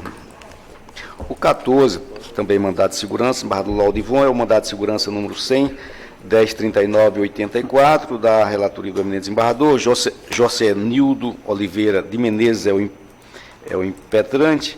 Vossa Excelência lançou voto pela denegação da ordem. Ouço, doutora No Procuradora de mesmo Justiça. sentido. Doutora desembargadora Eva. Meu sentido, Excelência. Desembargador Samuel. De acordo, Excelência. Desembargador Pedro já votou. Desembargador Roberto. Também, unânime aqui. Você foi muito avançado. Ok. Desembargador Júnior também. Desembargador Laudivon. Ok. Não, desembargador é o relator. Relator. Estou de acordo, senhor. Ok. Unanimidade denegou-se a ordem conforme o voto do relator. O 15 também mandado de segurança da relatoria do eminente desembargador Laudivon Nogueira, é o mandado de segurança número 1899-50, Cláudia Maria de Amorim Santiago Costa é a impetrante.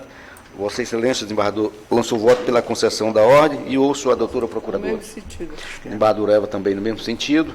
Desembargador Samuel lançou voto na mesma linha. Desembargador Pedro. Desembargador Roberto também. Desembargador Júnior Alberto, ok?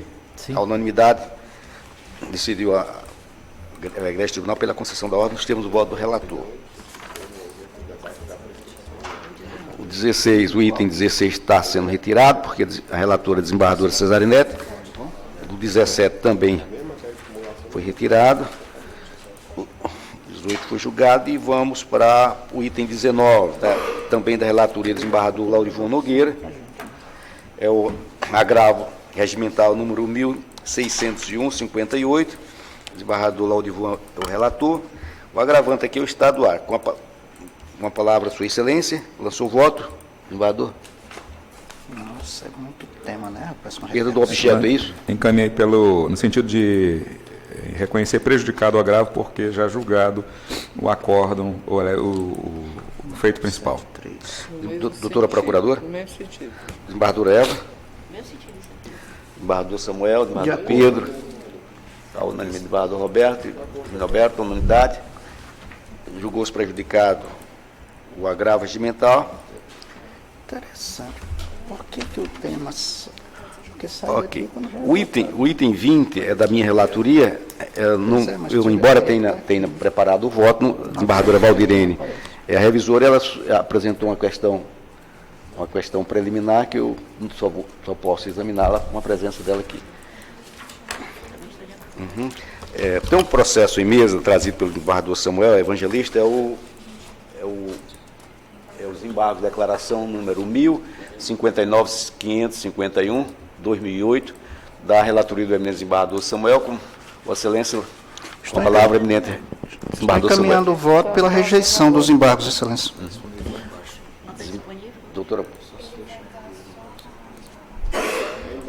vai estar na pauta lá embaixo. Achou, desembargador Eva? Está lá embaixo, desembargadora, na pauta. Eu vou fechar e eu vou abrir novamente. Ele está votando pela Não se rejeição. preocupe não, embargos, né? São embargos, é.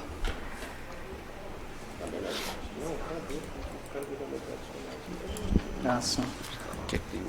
Ah, apareceu agora. Pois não. Tá com- Ah, mas não estava aparecendo mesmo. Apareceu agora. Ok. Foi colocado agora. Ah, Está acompanhando? só tô olhando aqui. Cheguei a ver.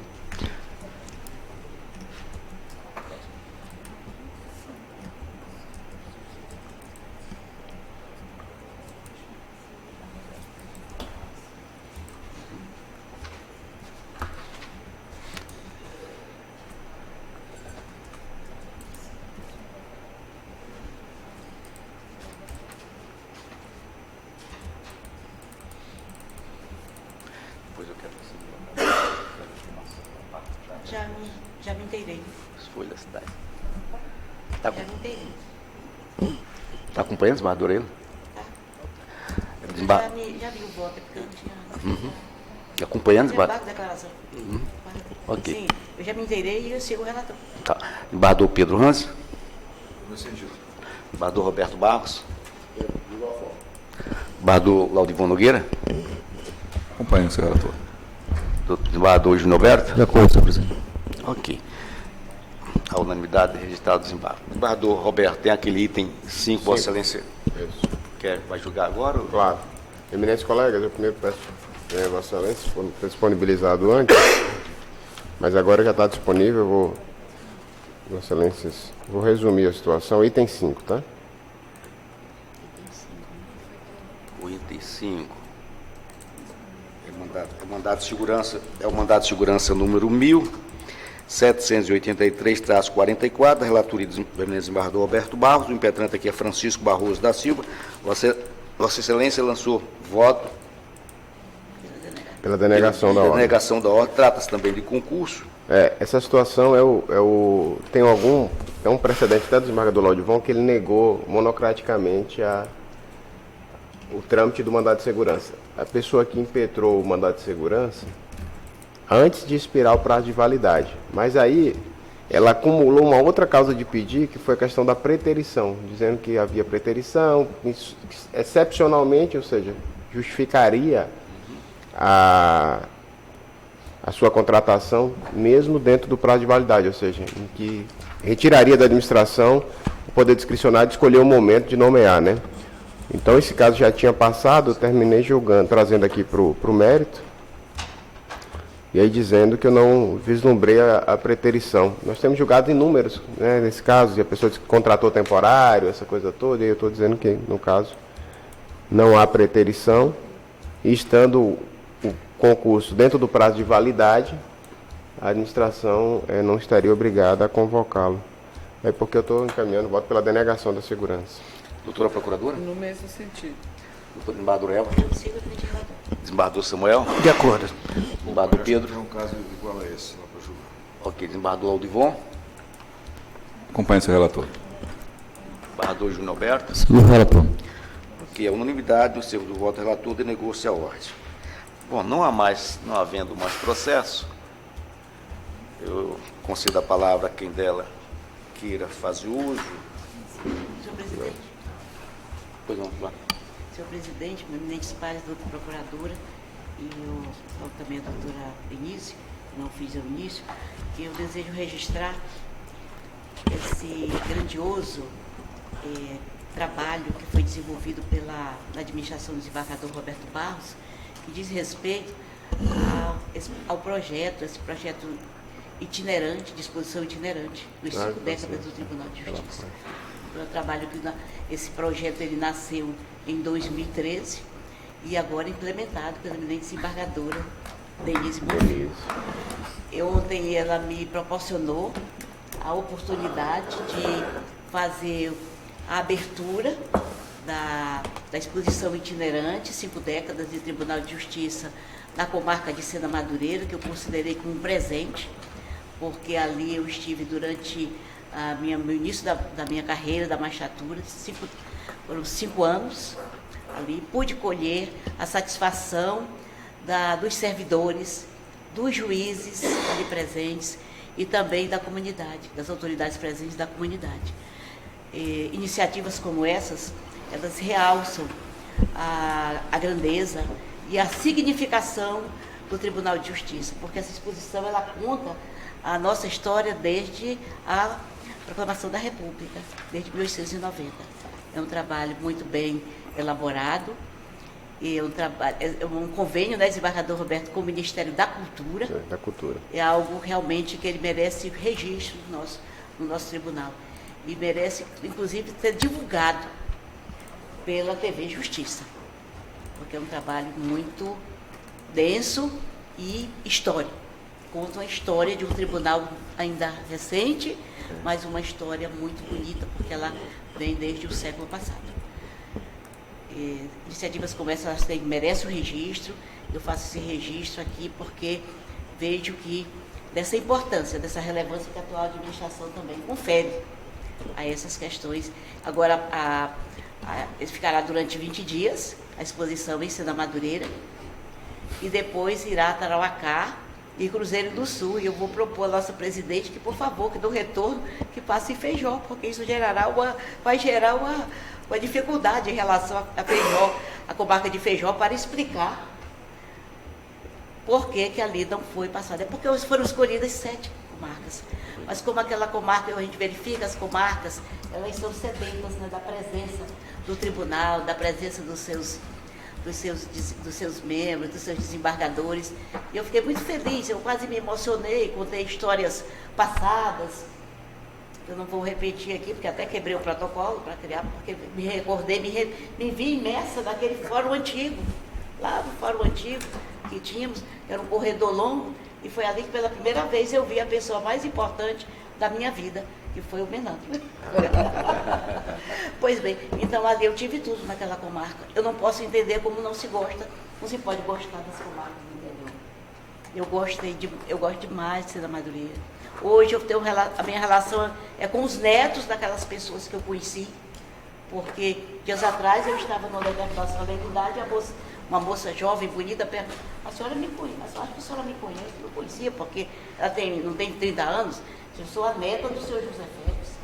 O senhor José Félix era o senhor que tinha um carro, era um carro grande, que fazia transportes, e a esposa dele era minha costureira, todos já falecidos.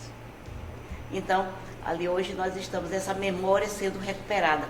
Convidei o senhor Esmerim, que é uma referência, né, para nós como servidor, e disse do quanto aqueles servidores representavam para o judiciário. Porque nós passamos, mas eles estão ali permanentes nas comarcas. E foi um momento muito especial para mim, porque eu pude rememorar, porque de lá eu saí há 38 anos. São 43, vai estar. Eu sou muito grata ao Tribunal de Justiça por tudo que, e por seus membros, por essa. Quero te pedir, eu somente pude permanecer desembargador lá onde eu vou, porque eu, aliás, só pude comparecer graças ao desembargador Samuel, como membro da Câmara Criminal, em que eu estive lá e disse meu desejo de poder, porque era o dia de sessão da Câmara Civil, com muitos processos em pauta, você vê como relator, não gostaria de causar nenhum prejuízo. Pois bem, o desembargador Samuel aqueceu e a segunda Câmara Civil estava com uma pauta também muito longa. Por isso eu penso que já é hora de nós mudarmos o nosso dia de sessão, né, desembargadores, para que nós possamos. Se falta um, fica difícil. Eu vi ontem o quanto eu não poderia estar faltando aquela sessão, e eu tive uma preocupação em relação à jurisdição. Mas eu agradeço muito, quero fazer agradecimento à desembargadora Denise, que Vossa Excelência seja portador, e à administração do tribunal e a todos os desembargadores. Também estavam presentes os membros do Ministério Público, também colhi satisfação de parte deles. Tiramos uma fotografia ao lado, porque tem um banner, só a história da comarca, aquilo muito importante, muito interessante, a história da comarca, e tiramos com os juízes, com os membros do Ministério Público. E disse lá que os membros do Ministério Público, os promotores podem ser grandes aliados dos juízes para a realização de justiça, como foi Samuel Evangelista, como foram tantos outros.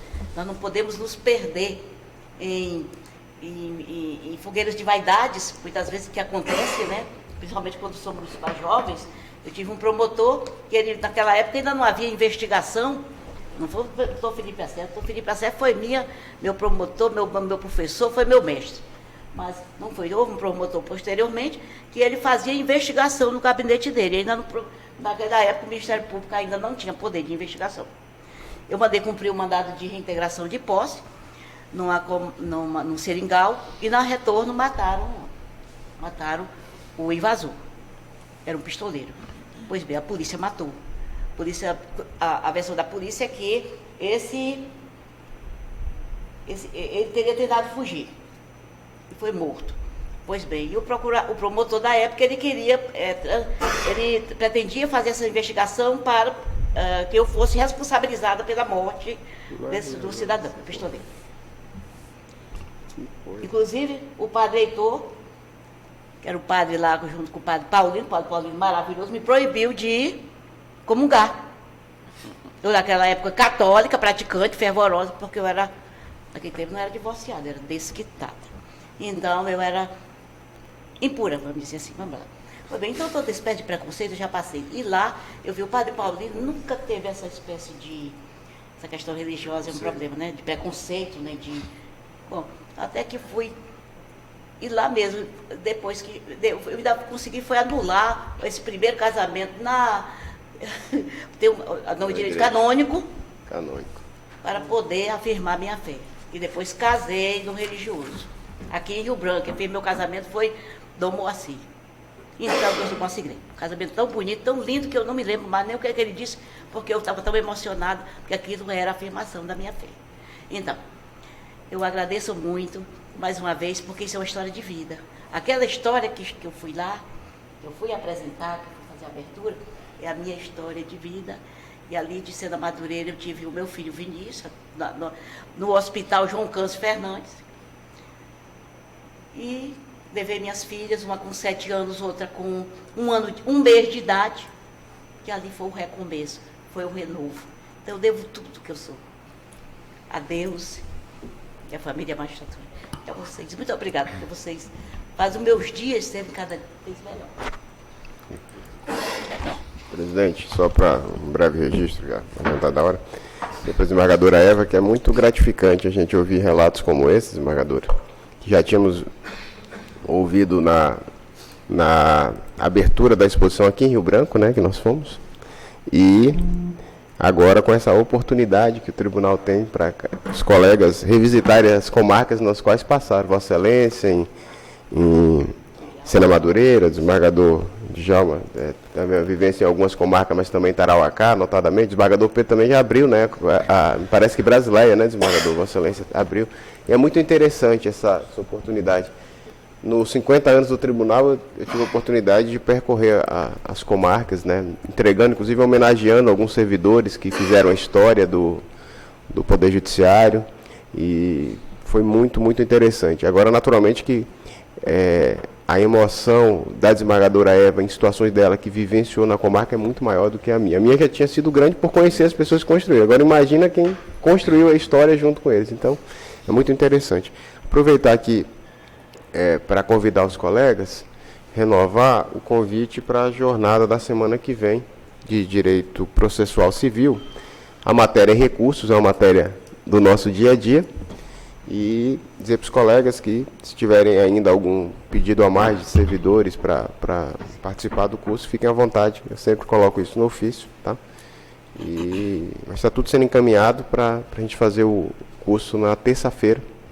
Em razão disso, inclusive, senhor presidente, conversei com o desembargador Júnior, embora pedir licença, sua excelência, presidente da segunda Câmara Civil, acertamos, né, desembargador, de não ter sessão na segunda Câmara Civil na terça-feira que vem, porque vai coincidir com o curso, aí vamos agregar os processos para a terça-feira seguinte, tá? Então a gente vai anunciar isso aí.